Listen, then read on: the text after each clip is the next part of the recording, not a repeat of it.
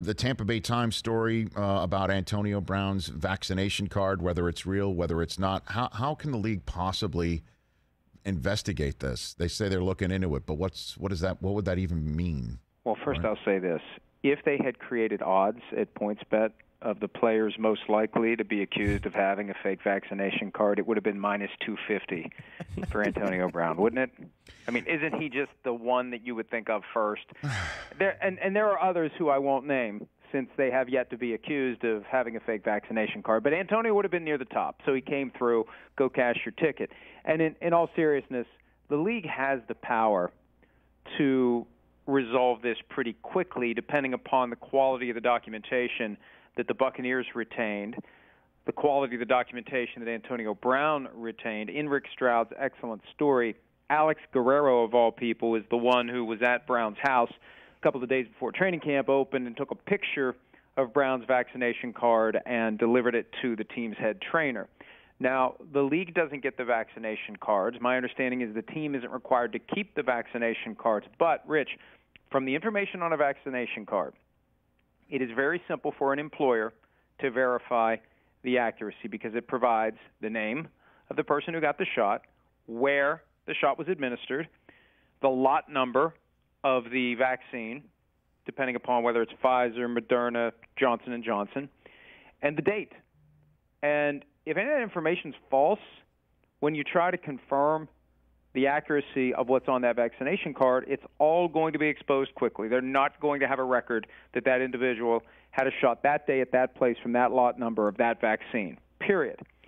And there have been enough rumors and rumblings of fake vaccination cards floating around that I think it's incumbent on some of these teams to maybe do it themselves. And now the league can do it. And now the question is, how far down the rabbit hole are they going to go? Are they going to check Antonio Brown's, or are they going to do a more comprehensive audit of all teams, the Buccaneers and all other teams, and find out how many other fake vaccination cards have or haven't been used? That's really the question. They can go a long way here. How broadly do they brush, or do they just focus on Antonio Brown? But they should be able to get to the bottom of this if they want to. Yeah, I guess so. I mean, just the league-wide, check of everybody's vaccination card. It's like, come on,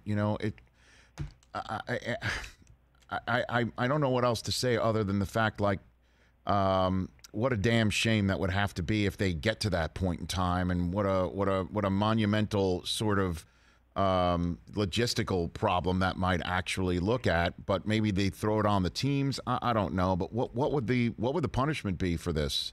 Well, but I look at it this way, Rich. Either you care or you don't care about people who are showing up and pretending to be vaccinated when they really aren't. I mean, that's the worst violation of the protocols that you could imagine. They create two buckets, one for the people who are vaccinated, which are much more lenient and favorable, and then the protocols that apply to those who choose not to be vaccinated. If you are pretending both internally and externally, for Aaron Rodgers it was just externally. For someone with a fake vaccination card, it's externally, internally, for all purposes. If you're pretending to be vaccinated, and these cards, I could print one out. I mean, I can't imagine it would be that hard to create a forged vaccination card because a lot of the information is handwritten on these things. Mm-hmm. So, yeah, I think that they should have been more vigilant about it from the get-go, and now the question is how vigilant are they going to be after the fact. But it's a violation of the personal conduct policy if it's proven, and that's particularly bad news for Antonio Brown because he already has a suspension on his fairly recent past, 8 games last year, for a conduct policy violation arising from multiple off-season issues. He'd be treated as a repeat offender, and he'd be subject to enhanced penalties. Now, I have no idea what the baseline penalty would be under the conduct policy because this is unprecedented, but whatever it is, it would likely be even greater for him because of his past issues. So he's looking at a problem here if the league is able to show that he did have a fake vaccination card. Hey, you watched all the way to the end. Thanks for that. Watch more right here.